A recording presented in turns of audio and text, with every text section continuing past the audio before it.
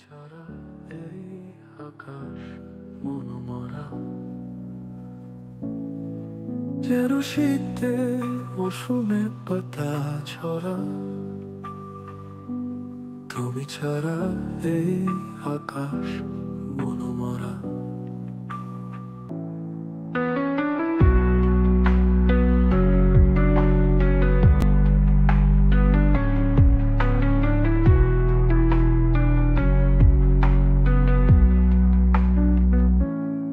হারাতে দেব না কোনোদিন তোমাকে, আগলে রাখবো রইল এই অঙ্গীকার। হারাতে দেব না কোনোদিন তোমাকে, আগলে রাখবো রইল এই অঙ্গীকার। হারাতে দেব না কোনোদিন তোমাকে, আগলে রাখবো রইল এই অঙ্গীকার।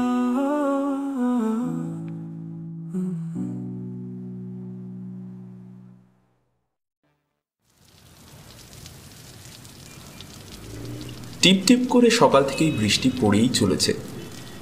আজ দুদিন হলো রোদের প্রায় দেখা নেই বললেই চলে। কিছুটা উদাস দৃষ্টিতে ব্যালকনি থেকে বাইরের দিকে তাকিয়েছিল আবির। হালকা একটু সর্দি জ্বর মতো হয়েছে, বাড়ি থেকে বের হতে ইচ্ছে হয়নি, তাই এই 2 দিন অফিস থেকে ছুটি নিয়েছে।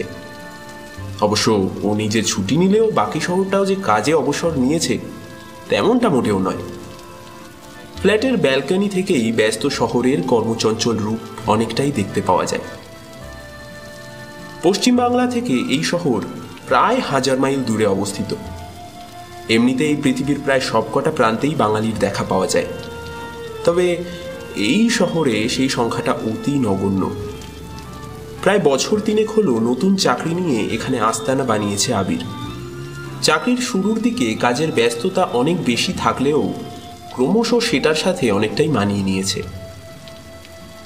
সকালে ঘুম থেকে উঠতেও আজ বেশ দেরি হয়েছিল ওর। তারপর 1 কাপ চা কফি বানিয়ে ব্যালকনিতে নিজের প্রিয় আরাম কেদারায় শরীর এলিয়ে দিয়েছে।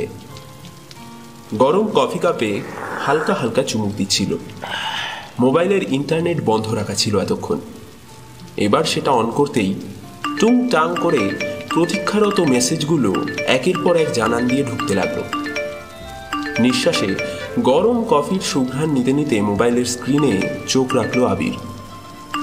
কলেজের হোয়াটসঅ্যাপ গ্রুপটা আজ হঠাৎ করেই ভীষণ রকম চঞ্চল হয়ে উঠেছে। শুভেচ্ছা আর ভালোবাসার বার্তায় একের পর এক ভরে উঠেছে ইনবক্স। কারণটা জানতে খুব একটা বেশি সময় লাগলো না। প্রবুদ্ধ আর বাবলির এঙ্গেজমেন্টের ছবিটা চোখে পড়তেই সব প্রশ্নের উত্তর একসাথে পাওয়া গেল। ওরা সবাই কলেজের অন্তিম গণ্ডি পার হয়েছে সে প্রায় বছর 6 হতে চলল। শুরুর দিকে পরিচিত বন্ধু বান্ধবদের সাথে প্রায় কলকাতার বিভিন্ন জায়গায় ছোটখাটো গেট টুগেদার চলত। তারপর যা হয়, সকলেই একে একে নিজের জীবনের সোনালী ভবিষ্যৎ বানানোর লক্ষ্যে বিভিন্ন দিকে ছড়িয়ে পড়তে লাগলো। ক্রমশ দেখা সাক্ষাৎ কমে এলো। কেবলমাত্র ভার্চুয়াল জগতই হয়ে উঠল একমাত্র যোগাযোগের অবলম্বন। তবে সময়ের সাথে সাথে ক্রমশ এই ভার্চুয়াল দুনিয়া থেকে নিজেকে অনেকটাই গুটিয়ে নিয়েছিল আবির। মাঝে মধ্যে খেয়াল বসে হয়তো কারোর ছবিতে 2-1 মন্তব্য করে বসত। প্রতিদিনই অজস্র মেসেজ জমা পড়ে, প্রায় সবই খুঁটিয়ে খুঁটিয়ে পড়ে আবির, কিন্তু অকারণে নিজেকে আর কোনো কিছুর মাঝেই জড়ায় না। এখনো কেবলমাত্র গ্রুপের মেসেজগুলো পড়ে কোনো রকম মন্তব্য না করে চুপচাপ ফোনটা রেখে দিতে যাচ্ছিল। কিন্তু হঠাৎ বিশেষ একজনের কিছু কথা চোখে পড়তেই নিজের সিদ্ধান্ত বদল করলো আবির। বন্ধু বান্ধবদের গ্রুপের মধ্যে একমাত্র ওই যে কেবল নিজেকে অনেকটা গুটিয়ে নিয়েছিল তা কিন্তু নয়, ব্যতিক্রম আরও একজন আছে। তার নাম বৃষ্টি। আজ অনেক অনেক দিন পর আবার সেই বৃষ্টির একটা ছোট্ট মন্তব্য চোখে পড়ল বাকিদের অজস্র মেসেজের মাঝে। ঠিক দিন 15 বাদেই প্রবুদ্ধ ও বাবলির 4 হাত এক হতে চলেছে। নিজের এঙ্গেজমেন্টের ছবি পোস্ট করে ওরা দুজন এখন থেকেই পরিচিত সমস্ত বন্ধু বান্ধবদের আগাম নিমন্ত্রণ করে চলেছে। এক এক করে প্রতিটা বন্ধুর নাম ট্যাগ করে তারা বিয়েতে উপস্থিত থাকতে পারছে কিনা সেটা যাচাই করে নিচ্ছে বাবলি। মেয়েটা এখনো সেই কলেজের দিনের মতোই টমবয় মার্কা রয়েই গেল। যারা আসবো বলে কথা দিচ্ছে তাদেরকে যেমন আন্তরিক ধন্যবাদ জানাতে ভুলছে না, ঠিক তেমনি যদি কেউ এক্সকিউজ দেখিয়ে ওদের বিয়েতে যাওয়ার ব্যাপারে অপারগতা প্রকাশ করছে তাদেরকে রীতিমতো হুমকি আর শাসানি দিয়ে চলেছে। আর এই কাজেও ওর হবু বর প্রবুদ্ধ বরাবরই বাবলিকে সাপোর্ট করে চলেছে। বাদল ও বিকাশ ইতিমধ্যে ওদের বিয়েতে যাবে বলে জানিয়ে দিয়েছে। বাদল কলকাতার কাছেই একটা বেসরকারি কলেজে কয়েক বছর ধরে পার্ট টাইম জব করছে। অন্যদিকে গ্র্যাজুয়েশন কমপ্লিট হওয়ার পরই বিকাশ ওদের পারিবারিক ব্যবসায় ঢুকে গিয়েছিল। যেহেতু ওরা দুজনেই কলকাতার আশেপাশেই রয়েছে তাই ওদের পক্ষে বিয়ে বাড়িতে না যাওয়ার বিশেষ কোনো অজুহাত নেই। তাছাড়া প্রবুদ্ধ ও বাবলি দুজনেই বন্ধু মহলে সকলেরই খুব প্রিয়। গ্রুপের মহিলা সদস্যরা কেউ কেউ আবার ইতিমধ্যে বিয়েতে কি সাজ পোশাক পরবে, মেকআপ করবে ইত্যাদি নিয়ে আলোচনা জুড়ে দিয়েছে। ঠিক এরই মাঝে ছোট্ট করে বৃষ্টির মেসেজটা চোখে পড়ল আবিরের। আমি আসছি। ব্যাস এইটুকুই ছোট্ট জবাব। আবির ইতিমধ্যে একরকম মনস্থ করেই ফেলেছিল এখন আগামী কয়েক বছর কলকাতায় সে ফিরবে না। স্মৃতির পাতা হাতড়ালেই কেবল উঠে আসে অজস্র সুখ দুঃখের ইতিহাস।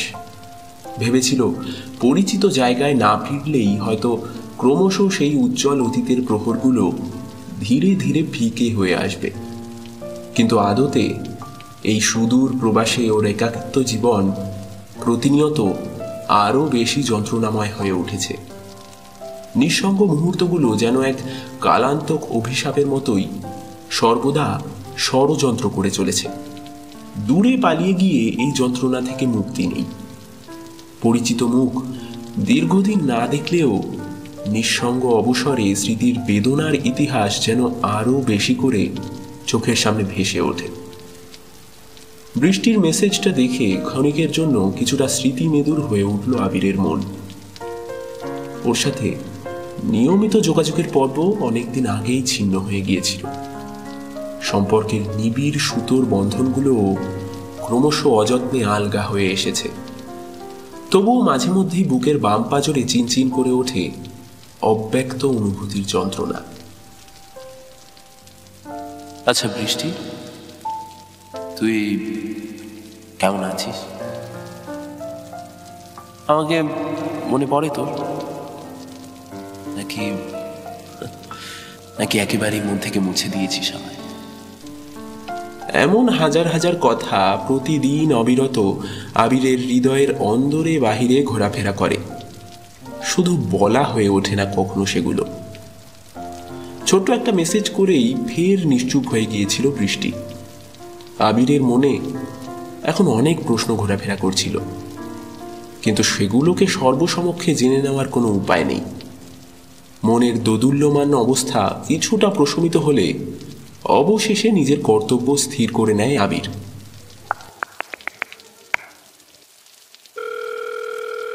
মাত্র দুবার রিং হতেই ওপাশ থেকে বাবলির উচ্ছ্বসিত গলার আওয়াজ ভেসে আসে। হ্যালো বস, এতদিন পরে ফের তবে পুরনো বন্ধুকে মনে পড়লো। কেমন আছিস তোরা? তোদের বিয়ের খবরটা পেয়ে সত্যি আমি খুব খুশি হয়েছি। নিজের মনের উত্তেজনাকে প্রশমিত করে শান্ত স্বরে জবাব দিল আবির। শুধু খুশি হলেই হবে না, সপরিবারে বিয়েতে আসতেও হবে। এখনই কথা দিতে পারছি না রে, জানিসই তো এখন অনেকটাই দূরে আছি, আর তাছাড়া কাজের ব্যস্ততাও তো কম নয়। চট করে ছুটি ছাটা নেওয়াটা খুবই সমস্যার। শোন, ওসব ছেঁদো যুক্তি না নিজের বাড়িতে শোনাস, আমাদের কাছে এসব বাহানা চলবে না।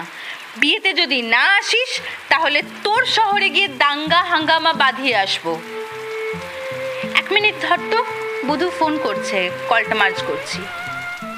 আবিরকে কিছু বলার সুযোগ না দিয়ে চট করে প্রবুদ্ধকে লাইনে সংযুক্ত করে নিল বাবলি।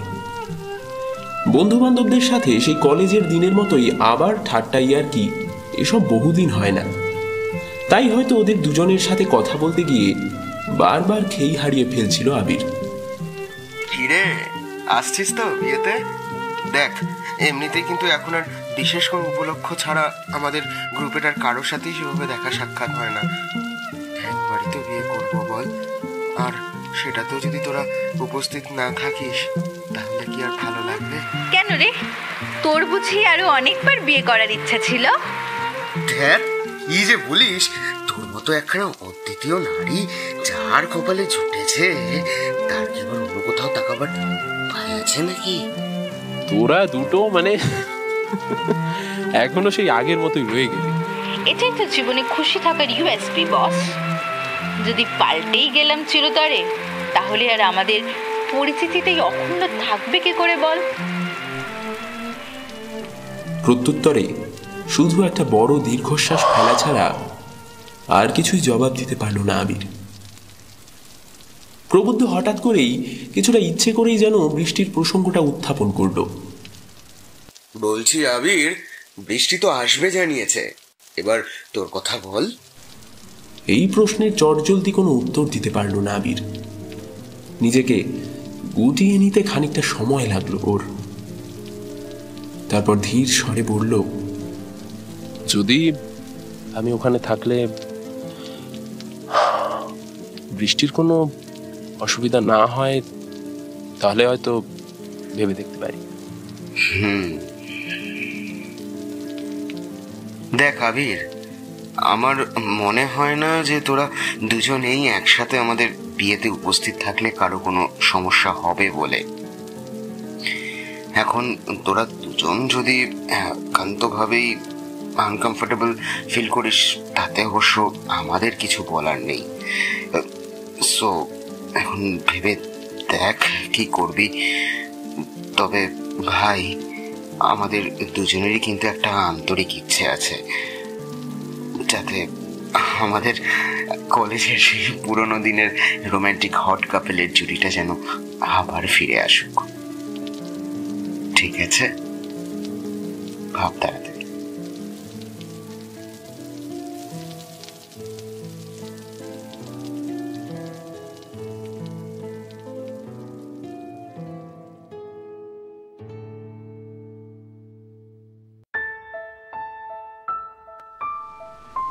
ফোনটা রেখে দেওয়ার অনেকক্ষণ পরেও কোনো সঠিক সিদ্ধান্ত নিতে পারছিল না আবির।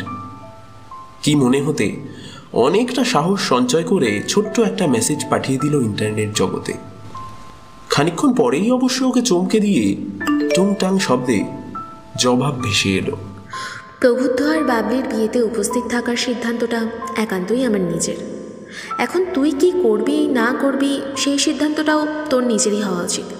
আমাদের ব্যক্তিগত সম্পর্কটা বর্তমানে যা হয়ে থাকুক না কেন, তার জন্য প্রিয় বন্ধু বান্ধবীর আমন্ত্রণে সাড়া না দেওয়ার কোনো বিশেষ কারণ থাকতে পারে না। প্রায় দীর্ঘ 2.5 বছর পর বৃষ্টির সাথে পুনরায় মেসেজে যোগাযোগ হলো। ওর প্রত্যুত্তরে কিছুটা ক্ষোভের সুর মিশে থাকলেও তার মধ্যে কোনো তিক্ততার রেশ খুঁজে পেল না আবির। সময় চিরবহমান নদীর মতো। একসময় এই নদীর বুকে একখানি ছোট্ট ডিঙি নৌকায় ওদের দুজনের একত্রিত সহাবস্থান ছিল। এখন দুজনে সেই বহমান নদীর দুই প্রান্তে একাকী দাঁড়িয়ে। এখান থেকে শুধু পরস্পরকে নির্মিলিত চোখে দেখা যায় কেবল। স্পর্শের কোমল সাহচর্যটুকু বোধহয় এই নদীর ঘোলা জলে ভেসে গিয়েছে চিরতরে। যে কথা জমে আছে দুঃখের ধারা পাতে, যে অমিত জমে আছে আকাশের ওই মেঘে, ঝরে যাবে সেই দিনে লুকোচুরি যতখানি রোদেলা হাসি মুখে তোরি ডাকে। ও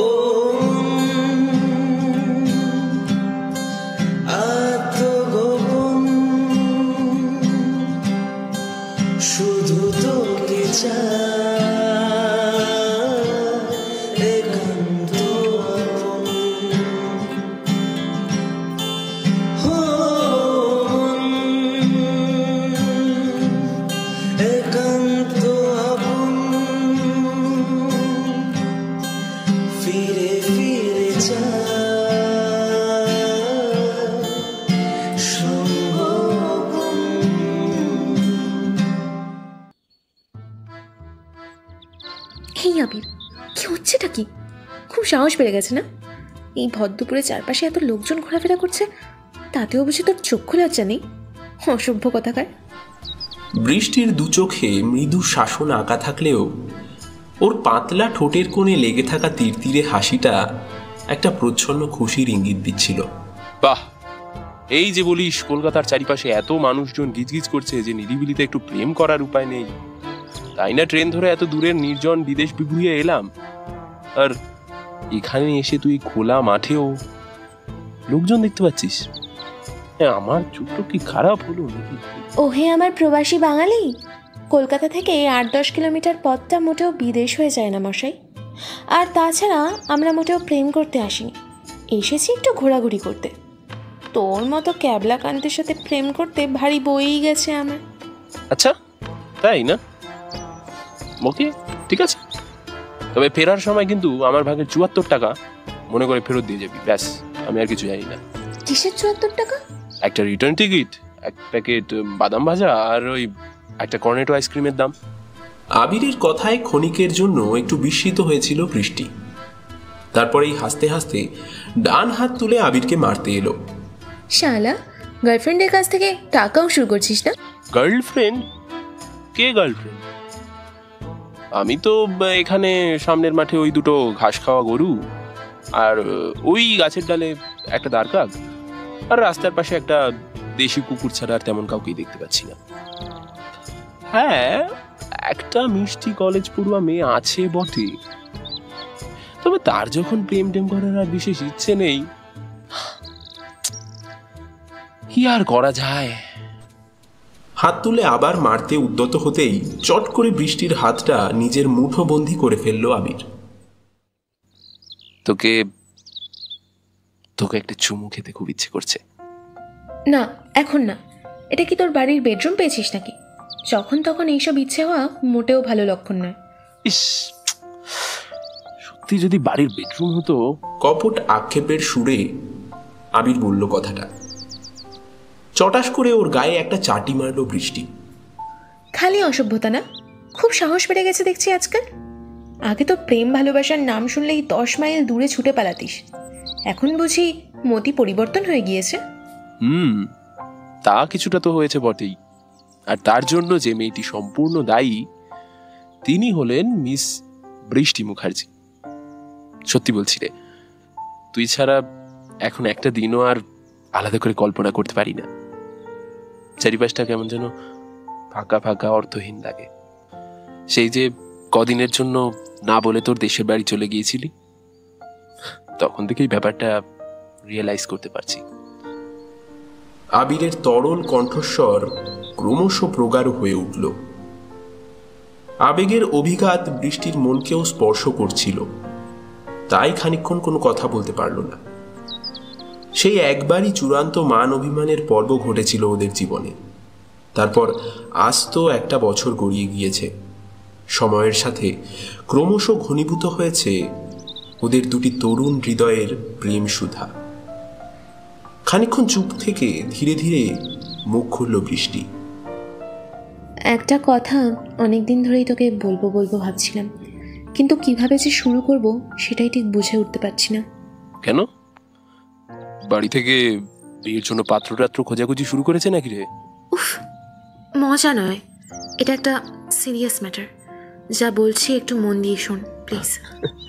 আচ্ছা আচ্ছা, বল বল। আর 7-8 মাস বাদেই আমাদের ফাইনাল ইয়ার এক্সাম। ইচ্ছে তো ছিল এরপর মাস্টার্স করার, কিন্তু এখন বাড়ির যে পরিস্থিতি, তাতে মনে হচ্ছে সিদ্ধান্ত বদল করতে হবে। কেন? হঠাৎ কি হলো? না, হঠাৎ করে নয়। তুই তো জানিসই কয়েক মাস আগে বাবার একটা মাইল্ড কার্ডিয়াক অ্যারেস্ট হয়ে গিয়েছে। তারপর থেকে একরকম গৃহবন্দী বলা যায় মানুষটাকে। গ্রামের ছোটোখাটো যে চেম্বারটা চালাতেন শারীরিক অসুস্থতার জন্য, সেটাও এখন পুরোপুরি বন্ধ।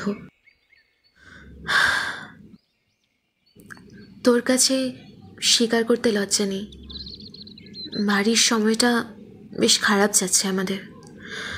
বাবা মুখে কিছু না বললেও বুঝতে পারছি দিন দিন অর্থনৈতিক সমস্যাটাও ক্রমশ প্রখর হয়ে উঠছে।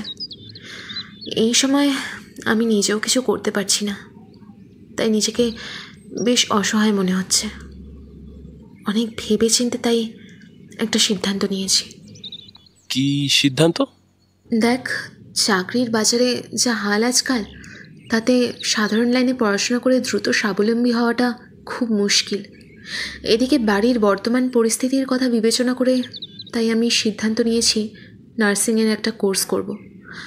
একমাত্র সন্তান হিসেবে এটাই এখন আমার সঠিক বলে মনে হচ্ছে। কিন্তু তোর তো অধ্যাপনা করার স্বপ্ন ছিল চিরকাল। জীবনের সব স্বপ্ন পূরণ হয় না রে, তাই বোধহয় তাদের স্বপ্ন বলা হয়। বৃষ্টির গলায় বিষণ্ণতার সুর। গালে হাত দিয়ে কিছুটা সময় একাগ্র চিত্তে কিছু ভাবল আবির। তারপর বলল, দেখ, তোর বাড়ির সিচুয়েশনটা আমি বুঝতে পারছি, কিন্তু তার জন্য দুম করে এমন কিছু ডিসিশন নিস না প্লিজ। দরকার হলে আমি সব রকম সাহায্য করতে রাজি আছি। তুই কি সাহায্য করবি? না মানে টাকা পয়সা যদি যদি কিছু লাগে আর কি। আমতা করে বলল আবির। বৃষ্টি খানিকক্ষণ নির্বাক দৃষ্টিতে তাকিয়ে রইল আবিরের দিকে। তুই এখনো ব্যাপারটা পুরোপুরি বুঝলি না। আমি কোনো টাকা পয়সার হেল্প চাইছি না, নিজে দ্রুত স্বাবলম্বী হতে চাইছি। এই মুহূর্তে আমার পরিবারের পাশে দাঁড়ানোটাই আমার কাছে সবচেয়ে বেশি জরুরি। আমি যদি কোনো হেল্প করতে চাই তাহলে তুই কি সেটা অ্যাকসেপ্ট করবি না? অবশ্যই করব, কিন্তু সেটা যদি তোর নিজস্ব উপার্জন হয় তাহলেই। তোদের পারিবারিক বিষয় আশয় অনেক কিছু থাকতে পারে, কিন্তু সেটা আমার পক্ষে গ্রহণ করার অর্থ হাত পেতে অনুদান নেওয়ার মতো, আর আমি তা কল্পনাও করতে পারি না। বৃষ্টির গলায় দৃঢ় আত্মপ্রত্যয়ের সুর শোনা গেল। কথাগুলো শোনার পর আবির বহুক্ষণ নীরব হয়ে রয়েছে দেখে বৃষ্টি ওর বাহু স্পর্শ করে বলল, দেখ, আমার কথার কোনো অন্য মানে বের করিস না প্লিজ। আমি জানি তুই আমাকে ভালোবেসে সাহায্য করতে চাস। আগামী দিনে জীবনের প্রতিটা বাঁকে, প্রতিটা প্রয়োজনে আমি তোকেই আমার পাশে চাইব বারবার। কিন্তু এই সময় আমার একমাত্র লক্ষ্য যত দ্রুত সম্ভব স্বাবলম্বী হওয়া। বাড়ির একমাত্র সন্তান হিসেবে আমার বাবা মাও হয়তো সেটাই চান, কিন্তু সেটা তারা কখনোই আমার ওপর জোর করে চাপিয়ে দেবেন না। তাই আমাকেই দ্রুত বিকল্প পথ খুঁজে নিতে হবে। বৃষ্টির কণ্ঠে কাতরতা থাকলেও ওর আত্মপ্রত্যয়কে সম্মান না জানিয়ে পারল না আবির। ওদের দুজনের সম্পর্কের কথা ইতিমধ্যে নিজেদের বাড়িতে জানিয়ে দিয়েছে ওরা।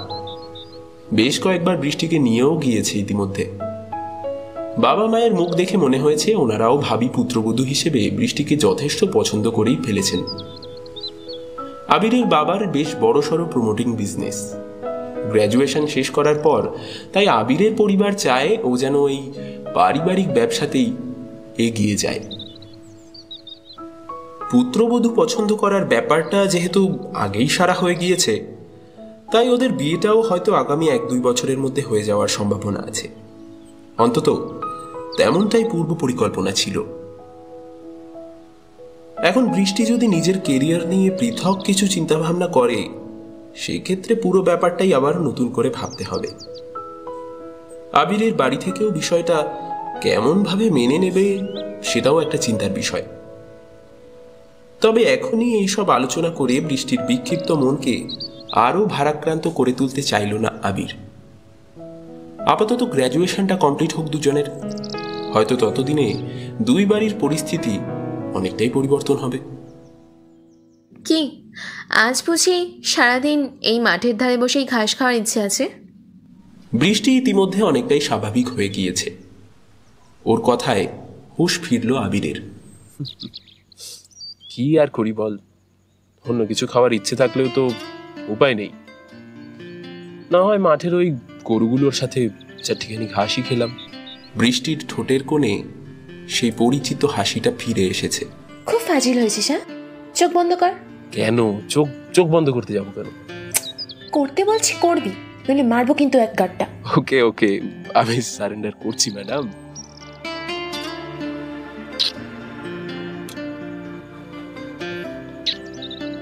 চকাশ করে একটা মৃদু শব্দ আর নিজের ঠোঁটে পরিচিত একজোড়া নরম ভেজা স্বাদ অনুভব করল আবির।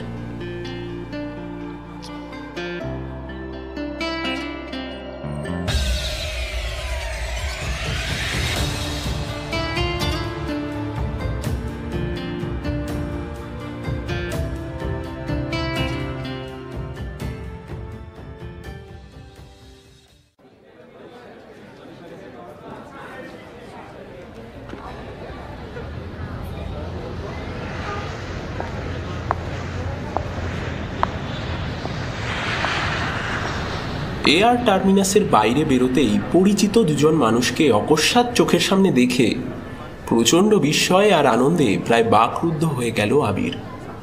বাদল ও বিকাশ ঠিক সামনেই দাঁড়িয়ে, দুজনেই রীতিমতো অতিথি অভ্যর্থনার জন্য একেবারে সেজে গুজে এসেছে। বিকাশের হাতে আবিরের নাম লেখা প্ল্যাকার্ড, আর বাদল একটা গাঁদা ফুলের মালা হাতে নিয়ে মর্কটের মতো দন্তপাটি বিকশিত করে অপেক্ষা করছে। আবির কাছে আসতেই ওরা দুজন প্রায় ঝাঁপিয়ে পড়লো ওর ওপর। চোখ থেকে সানগ্লাসটা খুলে দুই প্রাক্তন সহপাঠীকে অশ্রু সজল চোখে জড়িয়ে ধরল আবির। তিনজনের কেউই আবেগের অভিঘাতে মিনিট খানেক কোনো কথা বলতে পারল না। প্রায় 3 বছরের দীর্ঘ সময় পর আবার ওরা একত্রিত হলো। ভার্চুয়াল দুনিয়ায় ক্ষীণতর সংযোগ থাকলেও এখন বোঝা গেল মানুষ কেন আজও বাস্তব জীবনের সম্পর্কগুলোকেই আরও বেশি করে আঁকড়ে ধরে বাঁচতে চায়। ইতিমধ্যে ওরা তিনজন এয়ারপোর্ট থেকে বেরিয়ে এসেছে।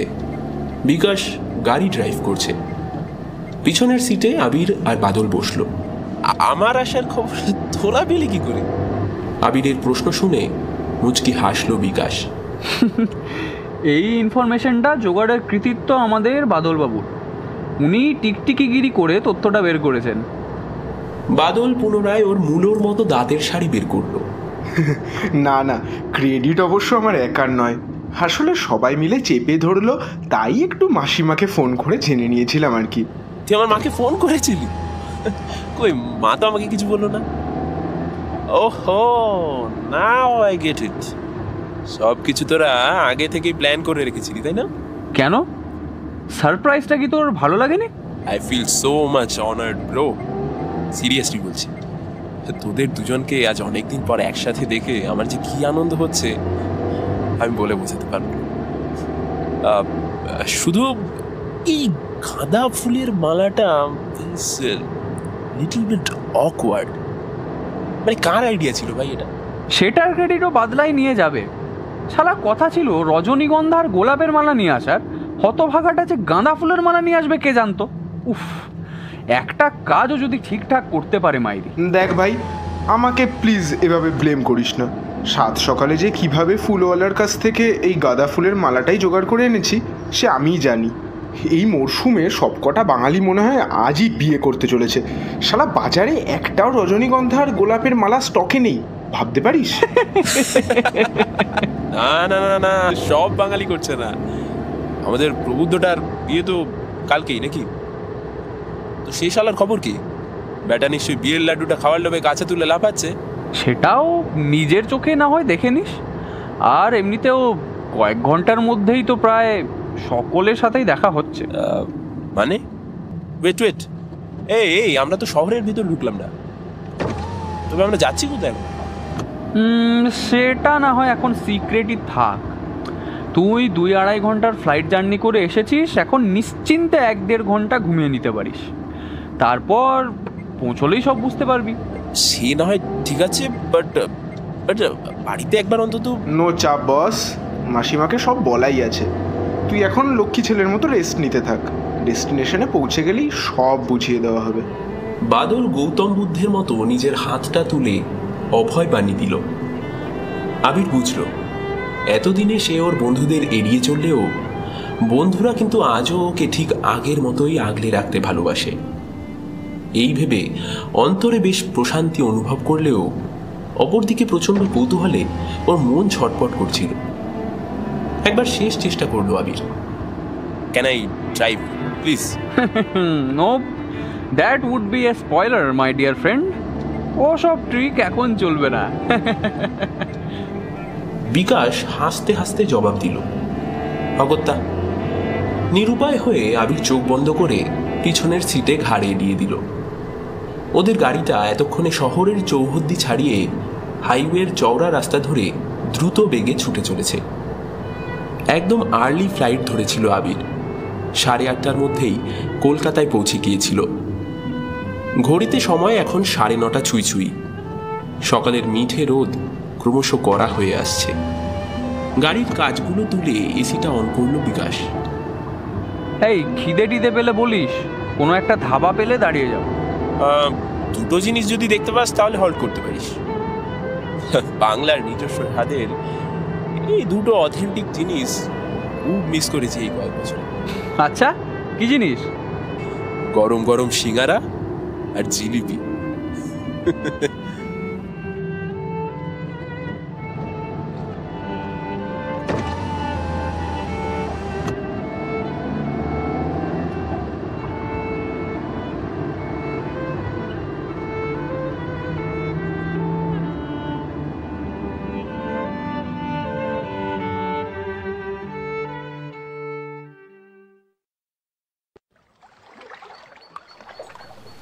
ফুরফুর করে নদীর হাওয়া বইছে। দূর থেকে শোনা যাচ্ছে মাছ ধরার ট্রলারগুলোর ভুটভুট আওয়াজ। পশ্চিমের আকাশ রক্তিমাভ আলোয় অস্তগামী সূর্যকে বিদায় জানানোর প্রস্তুতি নিচ্ছে। অনেকদিন পর আজ আবার আবির আর বৃষ্টি নদীর পাড়ে ওদের প্রিয় একটি স্থানে বসেছে। সহসা কিচিরমিচির শব্দ করতে করতে ওদের মাথার উপর দিয়ে এক ঝাঁক পাখি নিজেদের বাসার পথে উড়ে গেল।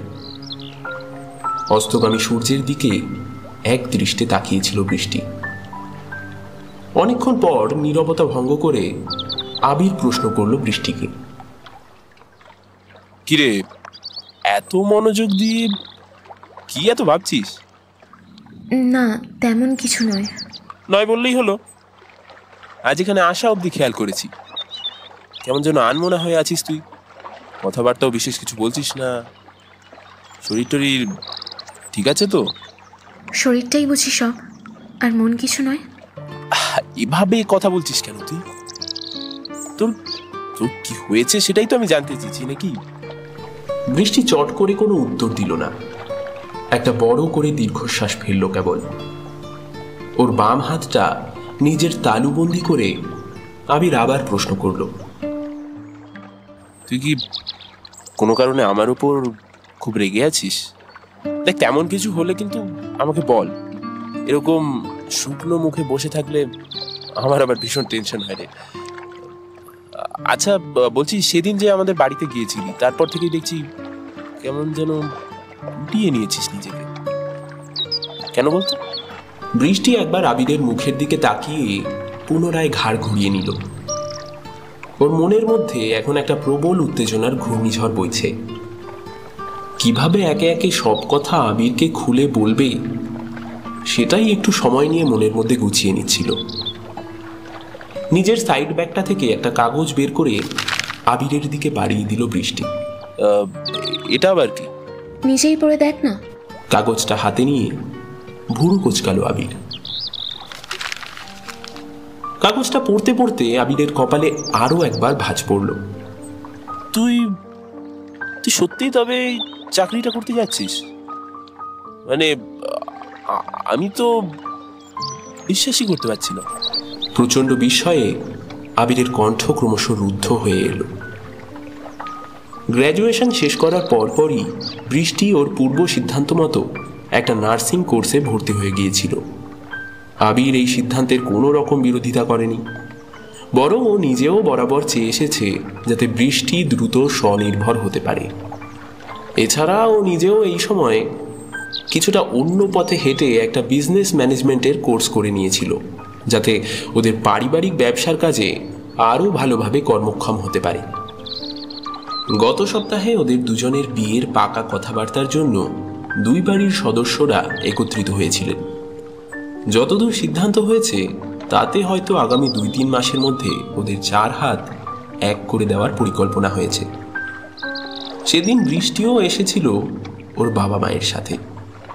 বড়দের আলোচনা হয়ে যাওয়ার পর আবিরের বাবা মা পৃথকভাবে বৃষ্টিকে ডেকে নিয়ে বেশ কিছুক্ষণ কথাবার্তা বলেছিলেন। ঠিক কি কথা হয়েছিল সেটা অবশ্য আবিরের জানা ছিল না, তবে তারপর থেকেই যে বৃষ্টির আচরণে বেশ কিছু পরিবর্তন হয়েছে সেটা অল্প স্বল্প খেয়াল করছিল। চাকরিটার ব্যাপারে তো তুই আগে থেকেই জানিস আবির। তোকে না জানিয়ে তো আমি কিছু করিনি। অনলাইনে প্রথম যেদিন নাম আসলো সেই দিনই তো তোকে জানিয়ে দিয়েছিলাম। তাহলে এখন অ্যাপয়েন্টমেন্ট লেটার দেখে এত অবাক হচ্ছিস কেন? অবাক হচ্ছি এই কারণে যে সবকিছু ছেড়ে তুই এখন কোন উত্তরবঙ্গে চাকরি করতে যাওয়ার জন্য রাজি হয়ে গিয়েছিস। আর মাত্র কটা মাস পরেই আমাদের বিয়ে। এই চাকরিটা যদি আমার না হয়ে তোর হতো তাহলেও কি তুই একই কথা বলতে পারতিস আবির? খুবই শান্ত কিন্তু দৃঢ় স্বরে কথাটা বলল বৃষ্টি। আবির চটজলদি এই প্রশ্নের কোনো উত্তর দিতে পারল না। ওর নীরবতার সুযোগে আরও একটু গুছিয়ে নিয়ে নিজের বক্তব্য পেশ করল বৃষ্টি। কয়েকদিন ধরেই ভাবছি কিছু কথা তোকে জানানো দরকার, কিন্তু কিভাবে বলবো সেটাই ঠিক করে উঠতে পারছিলাম না। আজ যখন প্রসঙ্গ উঠলই তখন আর না বলার মতো কোনো কারণ থাকতে পারে না। একটানা কথাগুলো বলে বৃষ্টি একটু থামল। আবির শুধু নীরবে ওর কথাগুলো শুনে যাচ্ছে। তখনও নিজের কিট ব্যাগ থেকে একটা ছোট বোতল বার করে কিছুটা গলা ভিজিয়ে নিয়ে ফের বলতে শুরু করলো বৃষ্টি। তোদের বাড়িতে সেদিন যখন গিয়েছিলাম তখন তোর বাবা মা আমাকে পৃথক ডেকে নিয়ে অনেক কথাই বলেছিলেন। সব তোর জানার প্রয়োজন নেই, তবে এমন একটা বিষয় রয়েছে যেটা আমাদের নতুন জীবন শুরুর আগে অবশ্যই তোকে জানিয়ে দেওয়া উচিত বলেই আমার মনে হয়েছে। যদিও তোর বাড়ির লোকেরা চাননি যে আমি তোকে কথাটা বলি। প্রচণ্ড কৌতূহলের ছাপ তখন আবিরের মুখে সুস্পষ্ট, কিন্তু ও বৃষ্টির কথার মাঝখানে কোনো বাধা দিল না। বৃষ্টি বলে চলল, তোর বাড়িতে চায় না যে আমি গৃহবধূ হয়ে যাওয়ার পর পৃথকভাবে বাইরের কোনো কাজকর্ম করি। এটাই নাকি তাদের বাড়ির পারিবারিক নিয়ম রীতি। সোজা কথায় বাড়ির গৃহবধূর বাইরের কোনো চাকরি করা যাবে না। অথচ এর আগেও যখন তোদের বাড়িতে গিয়েছি তখন কিন্তু ওনারা এমন কোনো কথাবার্তা আগে বলেননি। ঠিক বিয়ের আগে আগে এই সিদ্ধান্ত কেন নেওয়া হলো সেটা আমি কিছুতেই বুঝতে পারছি না। তুই যদি আগে থেকেই সব কিছু জানতিস তাহলে আগে আমাকে জানানোটা কি তোর উচিত ছিল না? আবির ক্ষণকাল নীরব রইল, তারপর শীতল গলায় বলল, তোর চাকরি করার সিদ্ধান্ত নিয়ে আমার পরিবারের সঙ্গে যে কিছুটা অশান্তি হয়নি সেটা আমি অস্বীকার করব না। তুই যখন নার্সিং নিয়ে পড়াশোনা করছিলি তখন থেকেই কিছুটা সমস্যার সূত্রপাত হয়েছিল, কিন্তু তখন ইচ্ছে করেই এই বিষয়টা তোকে আর আমি জানিয়ে বিব্রত করতে চাইনি। ভেবেছিলাম কথাবার্তা বলে ঠিক ম্যানেজ করে নেব।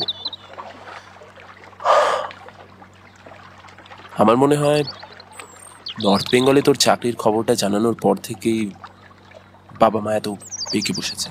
দেখ, এই মুহূর্তে আমার একটা চাকরির খুবই দরকার।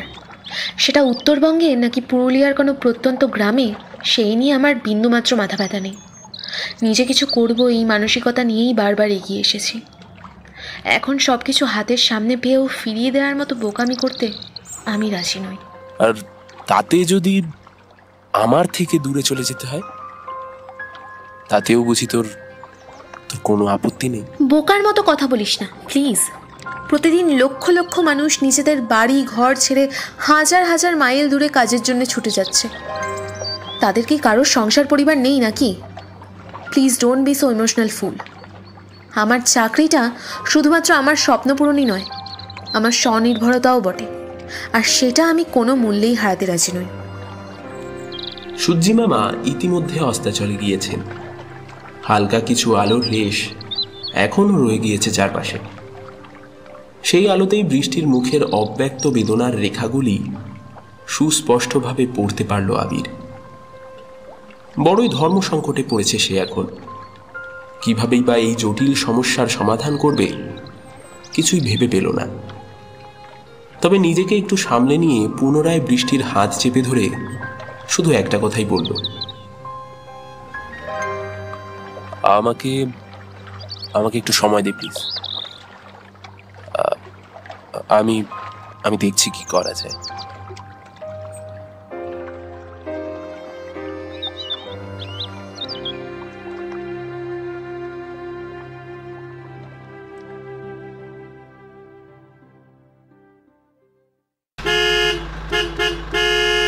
কানের কাছে ঘন ঘন হর্ন বাজার আওয়াজ শুনেই আচমকাই ঘুমের ঘোরটা কেটে গেল আবিরের।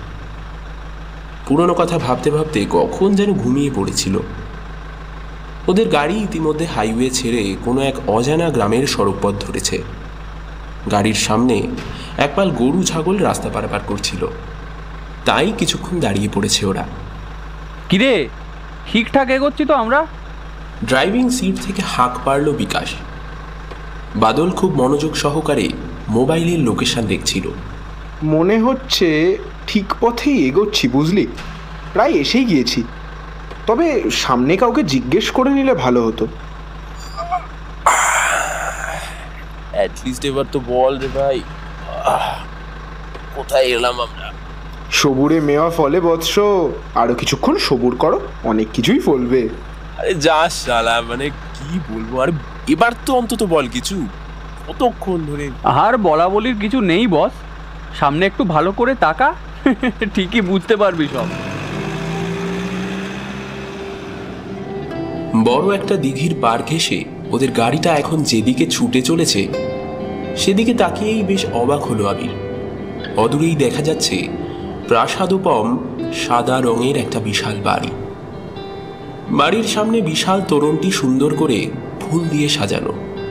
আবিরদের গাড়িটা সেই তোরণ পেরিয়ে সোজা ঢুকে পড়ল বাড়ির সামনের খোলা চত্বরে। ইতিউতি প্রচুর মানুষজন ছড়িয়ে ছিটিয়ে রয়েছে, গমগম করছে সমগ্র জায়গাটা। আশেপাশে ডেকোরেটার্সদের লোকজনদের ব্যস্ত সমস্ত ভাবে ঘোরাঘুরি করতে দেখা গেল। গাড়ি থেকে ব্যাগপত্র নামাতে নামাতে অবাক চোখে সবকিছু দেখলো আবির। বিকাশ ওর পাশে এসে দাঁড়ালো। প্রবুদ্ধ আর বাবলির দম আছে বলতে হবে বস, কি বলিস?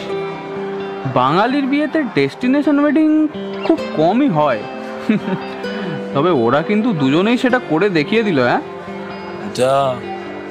এটা কি রাজবাড়ি নাকি? রাজবাড়ির থেকে কোনো অংশেই কম নয়। এটা আসলে বর্ধমানের রায়দিঘির জমিদার বাড়ি। আবিরের বিস্ময়ের ঘোর যেন কাটতেই চাইছিল না। আবির পুনরায় কিছু একটা প্রশ্ন করতে যাচ্ছিল, তার আগেই পিছন থেকে পরিচিত কিছু মানুষের হাঁকডাক শুনে ঘুরে তাকালো। Welcome welcome my dear friends, welcome. ভিড়ের সবার সামনে ডিজাইনার ধুতি পাঞ্জাবিতে সদাহাস্য যে দীর্ঘদেহী মানুষটা দুহাত প্রসারিত করে এগিয়ে আসছেন, তিনি যে আগামীকাল বিয়ের মঞ্চে শহীদ হতে চলেছেন তার বলার অপেক্ষা রাখে না।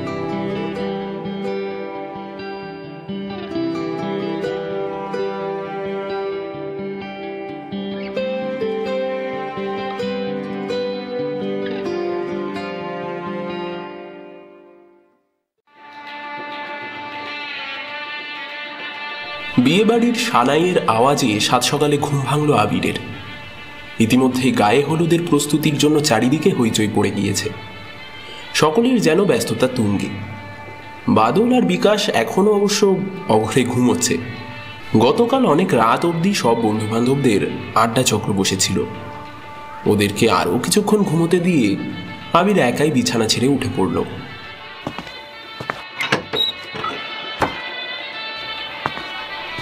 পুরনো জমিদার বাড়িতে ডেস্টিনেশন ওয়েডিংয়ের প্ল্যানটা নিঃসন্দেহে বেশ অভিনব। তাছাড়া প্রবুদ্ধ ও বাবলি উভয়ের আদিবাড়ি বেশ দূরে, তাই ওদের দুই পরিবারের যৌথ সম্মতিক্রমে একটা কমন ডেস্টিনেশনে নিকট আত্মীয় স্বজন ও বন্ধুবান্ধবদের নিয়ে এই রায়দিঘির জমিদার বাড়িতে বিয়ে ও আনুষাঙ্গিক আচার অনুষ্ঠান সেরে ফেলার পরিকল্পনা নেওয়া হয়েছে। দুই পরিবারের সকল সদস্যদেরকেও এই বিশাল বাড়ির বিভিন্ন কক্ষে আগামী 2-3 দিনের জন্য থাকার ব্যবস্থা করে দেওয়া হয়েছে। এমন কোনো জমিদার বাড়িতে থাকার কোনো অভিজ্ঞতা পূর্বে কখনোই ছিল না আবিরের। গতকাল থেকেই তাই যতটা সময় পেরেছে চারপাশটা ঘুরে দেখেছে। ওয়াশরুম থেকে ফ্রেশ হয়ে বেরিয়ে এসে আবির দেখল তখনও দুই বাবাজি নাক ডেকে ঘুমোচ্ছে। ওদেরকে একটা ঠেলা মেরে ঘরের বাইরে বেরিয়ে এলো আবির। সাত সকালেই অতিথিদের জন্য প্রাতরাশের প্রস্তুতি পর্ব শুরু হয়ে গিয়েছে। গরম গরম লুচি ভাজার গন্ধ আসতে থাকে দূর থেকে। সুমধুর ঘ্রাণে আকৃষ্ট হয়ে সেদিকেই এগিয়ে গেল আবির। ব্রেকফাস্ট সেরে এক কাপ চা হাতে নিয়ে একটু দূরে একটা চেয়ারে বসেছিল আবির। অদূরেই দুটো পৃথক জায়গায় গায়ে হলুদের প্রস্তুতি পর্ব চলছে। এক জায়গায় অনুষ্ঠান হলেও বর কনের যাতে বিয়ের আগে মুখোমুখি সাক্ষাৎ না হয় সে বিষয়ে অবশ্য যথেষ্ট খেয়াল রাখা হয়েছে। আর কিছুক্ষণ পরেই প্রথমে প্রবুদ্ধের গায়ে হলুদ হবে, তারপর সেই হলুদ ছোঁয়ানো হবে বাবলিকে। সেই দিকেই তন্ময় হয়ে তাকিয়েছিল আবির। সবকিছু ঠিকঠাক থাকলে আজ থেকে 3 বছর আগেই ওর আর বৃষ্টির বিয়েটা হয়ে যেত। কোথা থেকে কি সব যে হয়ে গেল। দুটো ভালোবাসার মানুষ কাছে আসার পরিবর্তে একরাশ অভিমান আর বিচ্ছেদের গ্লানি বুকে চেপে পরস্পরের থেকে 1000 মাইল দূরে চলে গেল। গতকাল এখানে আসার পর থেকে কলেজের আরও 2-1 বন্ধু বান্ধবদের সঙ্গে দেখা হয়েছে, কিন্তু বৃষ্টির দেখা মেলেনি। হয়তো আজই এসে পৌঁছবে, অথবা আদৌ আসবে না। চক্ষু লজ্জার খাতিরে গতকাল থেকে কাউকে জিজ্ঞাসাও করতে পারেনি বৃষ্টির কথা। বন্ধুরাও হয়তো ওদের সম্পর্কের জটিলতার কথা জেনেই কেউ আর ইচ্ছে করে সকলের সামনে সেই প্রসঙ্গ উত্থাপন করেনি। দেখো তো চিনতে পারো কিনা? একজোড়া নরম মেয়েলি হাত এসে পিছন থেকে হঠাৎ আবিরের চোখ ঢেকে দিয়েছে।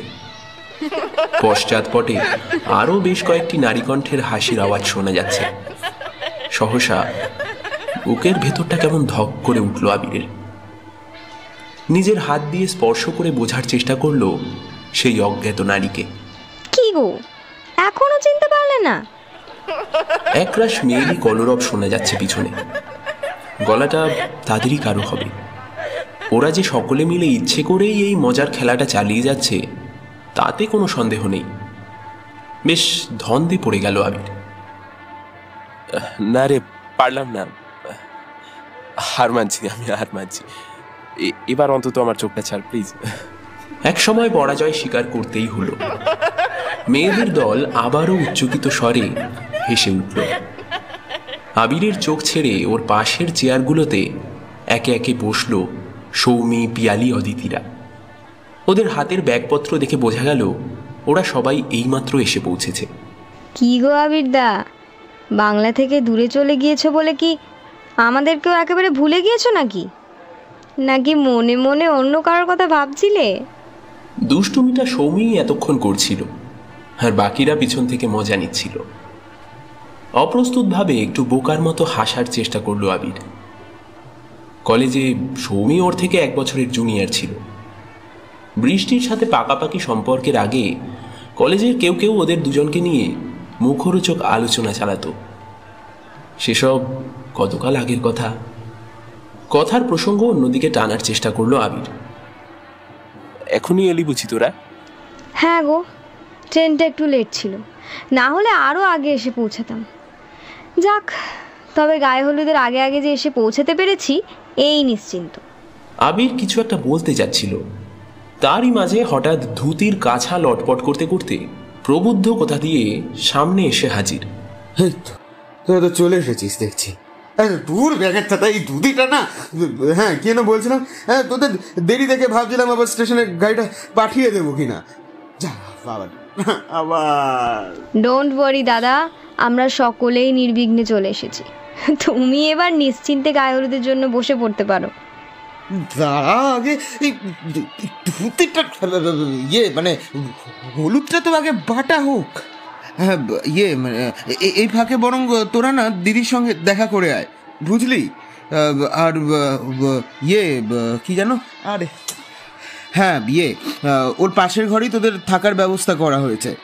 হ্যাঁ, আর ওখানেই ড্রেস দেখ তরিকা, ওখানেই ফ্রেশ হয়ে নিতে পারবি, ঠিক আছে? যা। ও এই সুমি, দাঁড়া, চল আমি রাস্তা দেখিয়ে দিচ্ছি। আমি কি কিছু ভুলে যাচ্ছি? ও হ্যাঁ, আমার তো আবার আজকে ওই মহলে যাওয়া বারণ আছে। চল। সৌমি আবিরের দিকে একটু কটাক্ষপাত করে দলবল সমেত হাঁটা দিল।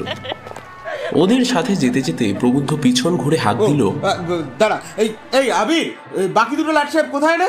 এখন কি পড়ে পড়ে ঘুমোচ্ছে নাকি? দাঁড়া, ওদের হচ্ছে। বন্ধুর বিয়েতে সে কোথায় একটু হাতে হাতে সাহায্য করে দেবে তা না, বাবুরা এখনো নাক ডাকছে। দাঁড়া, ওদের ঘুম বার করছি আমি। এই চল। প্রবুদ্ধ সৌমিদের নিয়ে চলে যেতেই বড় করে একটা দীর্ঘশ্বাস ফেলল আবির। মেয়েদের কাছে সহজে মনের কথা লুকোবার উপায় থাকে না। সৌমিদের জেরার সামনে পড়ে ও নিজেকে ভারী অসহায় মনে করছিল এতক্ষণ। অস্বস্তি কাটাতে চায়ের কাপটা দ্রুত শেষ করে উঠে পড়ল। আর একটু পরেই গায়ে হলুদের পর্ব শুরু হয়ে যাবে। তার আগেই ব্যাগ থেকে ক্যামেরাটা বের করে নিতে হবে। তাছাড়া বাদল আর বিকাশকেও জাগানো দরকার। এইসব সাত পাঁচ ভাবতে ভাবতে ওর ঘরের দিকে এগুলো আবির।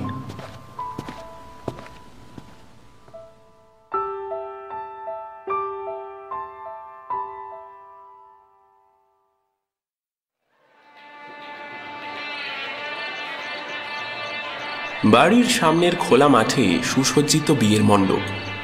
অদূরেই পাত্র মিত্র সমেত রীতিমতো রাজার মেজাজে প্রবুদ্ধ তার সাঙ্গপাঙ্গ সমেত সভা আলোকিত করে বসে রয়েছে। একটু পরেই ওকে নিয়ে মণ্ডপে যাওয়া হবে। এর আগে আত্মীয় স্বজনের সাথে ছবি তোলার পর্ব চলছে। আচমকাই ভিড়ের মধ্যে থেকে কেউ যেন হঠাৎ চেঁচিয়ে উঠল, এ কি, বরের হাতে জাঁতি কোথায়? সত্যি তো, জাতি কোথায়? জাতি ছাড়া বর বিয়েতে বসবেই বা কি করে? মুহূর্তেই খোঁজ খোঁজ রব পড়ে গেল। খানিক বাদে প্রবুদ্ধ নিজেই কাচুমাচু স্বরে বলল, বলছিলাম কি, জাতিটা না আমি বোধহয় ঘরেই ফেলে এসেছি, বুঝলি? শালা 5 মিনিট পরে বিয়ে করতে বসবি, এখনো তোর কোনো আক্কেল হলো না রে? আরে এই পড়ছিস কেন? বিয়ের টেনশনে ভুলে গেছে হয়তো। দাঁড়া, আমি এক্ষুনি নিয়ে আসছি। আবির, টানা বারান্দাটার একেবারে শেষের দক্ষিণের যেই ঘরটা, ওটাই আমার, ওখানেই পেয়ে যাবি।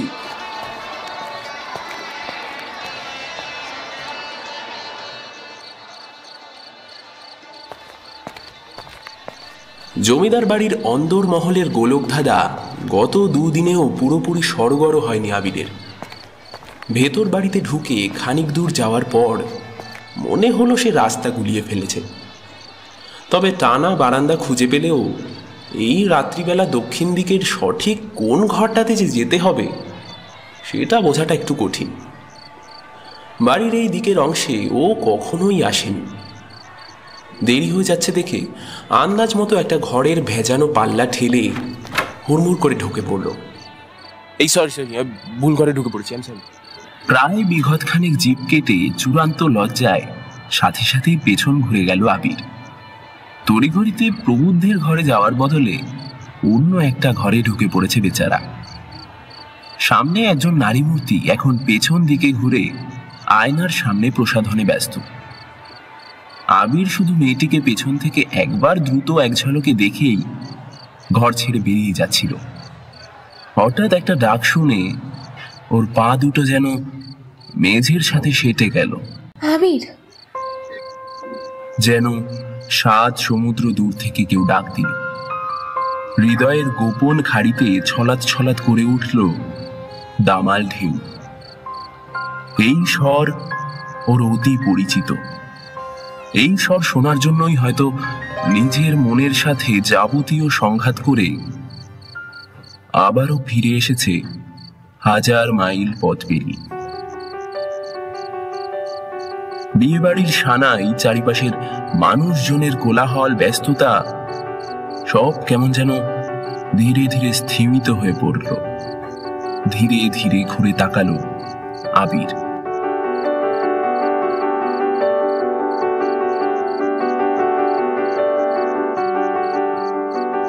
অপলক দৃষ্টিতে ওরা দুজন তাকিয়ে রয়েছে একে অপরের দিকে।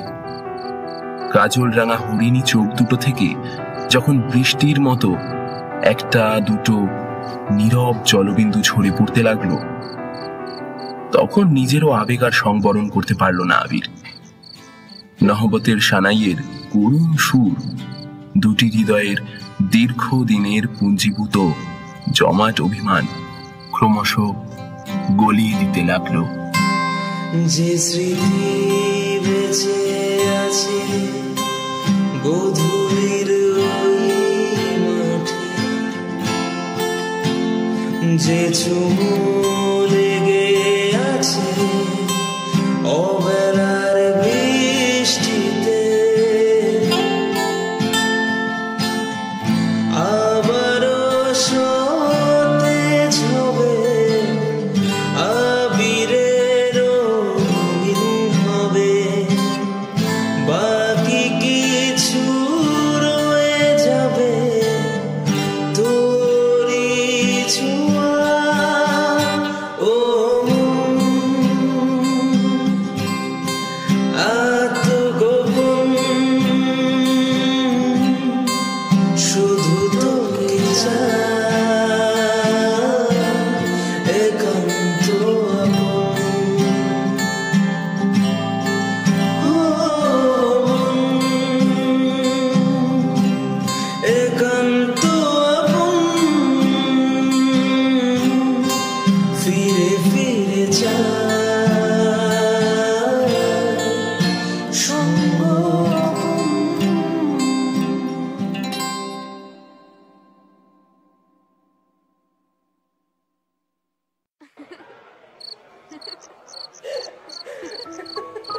ঘণ্টাখানেক আগেই প্রবুদ্ধ ও বাবলির শুভ বিবাহ সুসম্পন্ন হয়েছে। রাতের ভুরি ভোজনের পর বন্ধু বান্ধব সবাই মিলে এখন বাসর জাগার পর্ব চলছে। জমিদার বাড়ির এক বিশাল বৈঠকখানার ঘর সুসজ্জিত করে বাসর ঘর বানানো হয়েছে। সভার মধ্যমণি অবশ্যই নববিবাহিত দম্পতি। হাসি মজা গানে গল্পে কখন যে মধ্যরাত পেরিয়ে গিয়েছে তা কারোরই খেয়াল নেই। বিনিদ্র রজনীর এই রাতে একে অপরের থেকে মাত্র হাতখানেকের ব্যবধানে বসে আছে আবির আর বৃষ্টি। আজ কিন্তু শুধু 4 হাত নয়, ঠিকঠাক বলতে গেলে 4 আর 4 8 হাতের মিলন হলো। জোরদার গল্পগুজবের মাঝে হঠাৎ বাদলের এই আলটপকা মন্তব্য সকলেরই মনোযোগ আকর্ষণ করল। আবির আর বৃষ্টি দুজনকেই যেন ক্ষণিকের জন্য বিব্রত মনে হলো। ব্যাপারটা বাবলির দৃষ্টি এড়ালো না। এক মিনিট, বাদলাই মাত্র যা বলল তা কিন্তু আমিও অ্যাপ্রিসিয়েট করছি।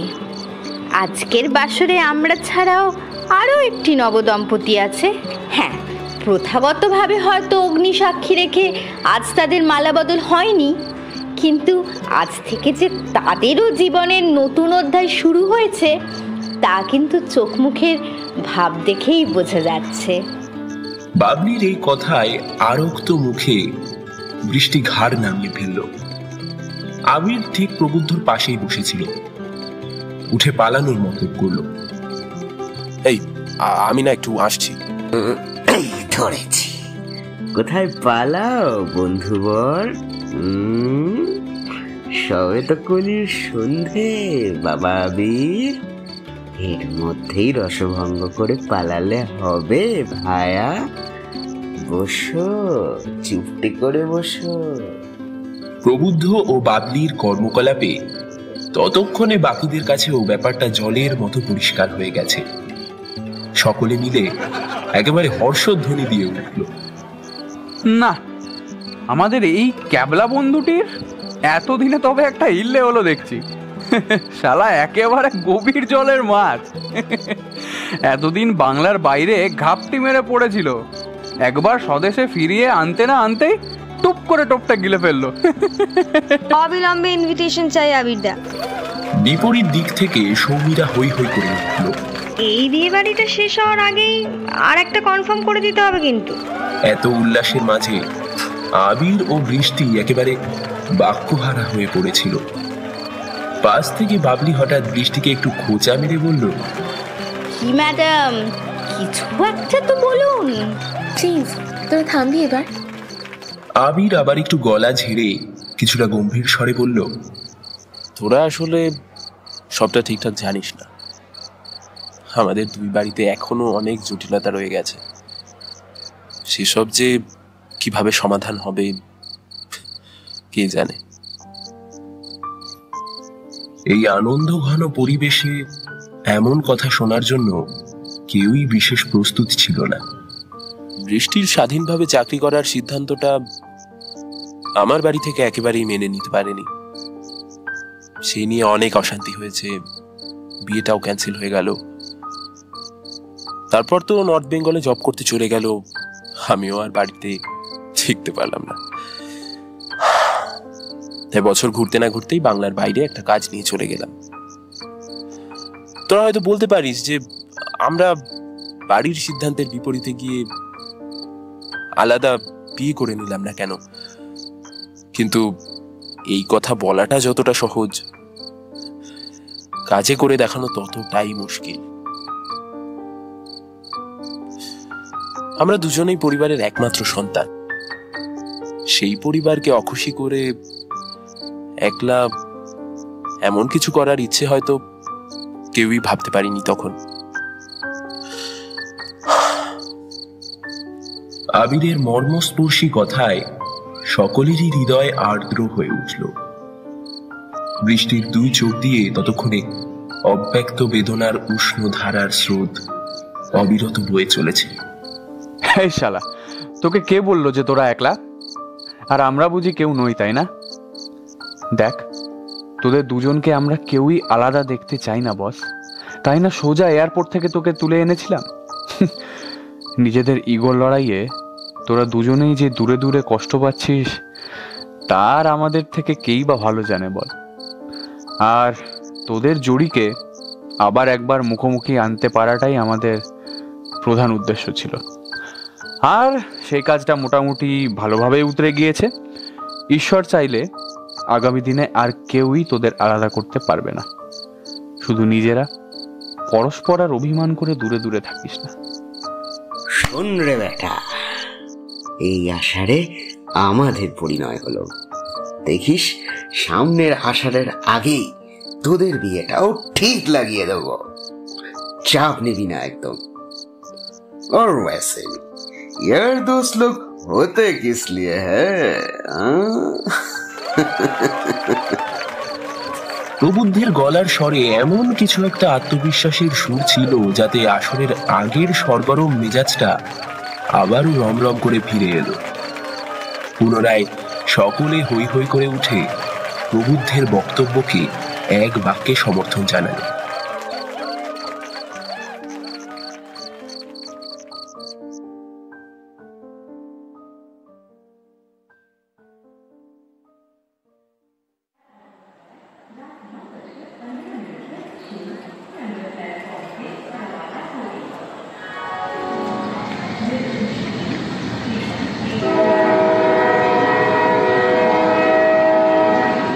ট্রেনের হুইসেলের তীক্ষ্ণ আওয়াজ শোনা গেল। কামরায় জানালার ধারে একটা সিটে বসেছিল বৃষ্টি। জানালার বাইরে প্ল্যাটফর্মে দাঁড়িয়েছিল আবির। গাড়ির চাকা মৃদু করাতেই বৃষ্টির ধরে রাখা হাতের মুঠো কিছুটা আগলা হয়ে এলো। ওদের দুজনের চোখেই এখন বিচ্ছেদের যন্ত্রণা, কিন্তু ঠোঁট নির্বাক। প্রতিশ্রুতি দিয়েছে পরস্পরকে এই বিচ্ছেদ আর কখনোই চিরস্থায়ী হবে না এই জীবনে। আপাতত এই যাত্রাপথ না হয় এখানেই শেষ হোক। একটা শেষ থেকেই না আবার একটা নতুন শুরুর জন্ম হয়।